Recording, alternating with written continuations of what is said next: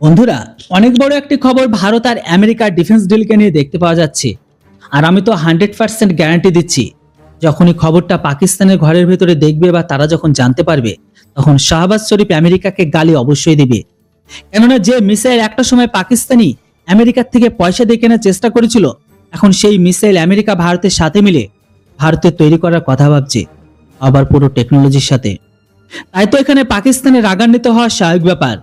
আমি এখানে যে মিসাইলটির কথা বলছি সেটার নাম হচ্ছে জ্যাভলিন মিসাইল। আপনারা তো জ্যাভলিন মিসাইল সম্পর্কে সকলেই জানেন, যেটি হচ্ছে man portable anti tank guided missile. এটিকে বিশেষ করে শত্রুর বাংকার, চেকপোস্ট, আর্টিলারি গান আর ট্যাঙ্কে ধ্বংস করার উদ্দেশ্যে বানানো হয়।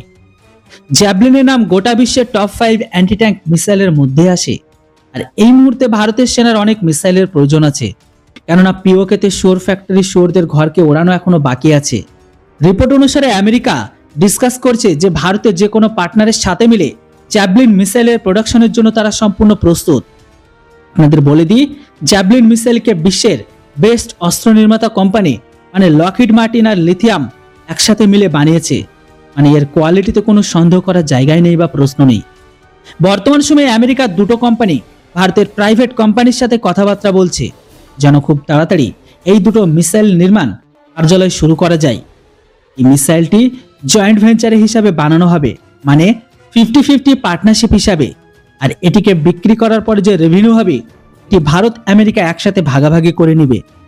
যেমনটা আজকের দিনে ভারত আর রাশিয়া ব্রহ্মোস মিসাইলের উপর কাজ করছে। জ্যাভলিন একটি অ্যান্টি ট্যাঙ্ক মিসাইল। এর স্পেসিফিকেশনের কথা বললে এর মারণ ক্ষমতা 4 কিলোমিটার পর্যন্ত বলা হচ্ছে। আর এটি নিজের সাথে 9 কিলো পর্যন্ত টেন্ডম চার্জ হাই এক্সপ্লোসিভ ওয়ারহেডকে ক্যারি করতে পারে, যেটি যে কোনো বাংকার অথবা যে কোনো ট্যাঙ্কে ওড়ানোর জন্য যথেষ্ট। আশা করি এই ডিলের উপর তাড়াতাড়ি যেন সিলমোহর পড়ে। যদিও ডিআরডিও নিজেদের ম্যান পোর্টেবল এটিএমকে তৈরি করছে, যেটি 4 থেকে 4.5 কিলোমিটার পর্যন্ত দূরে গিয়ে হিট করতে সক্ষম। তবে কথা যেটাই হোক না কেন, পাকিস্তান এটিতে অনেক দুঃখী। কেননা ভারত যদি এই মিসাইলটা নাও পেত না, তাহলে আমাদের এত বড় কোনো ইস্যু ছিল না বা ক্ষতিও হতো না।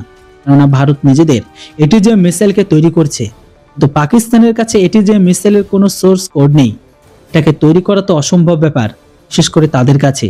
তারপর আবার তালিবান আর টিটিপি পাকিস্তানের ঘরের ভেতরে ধামাকার পর ধামাকা করে।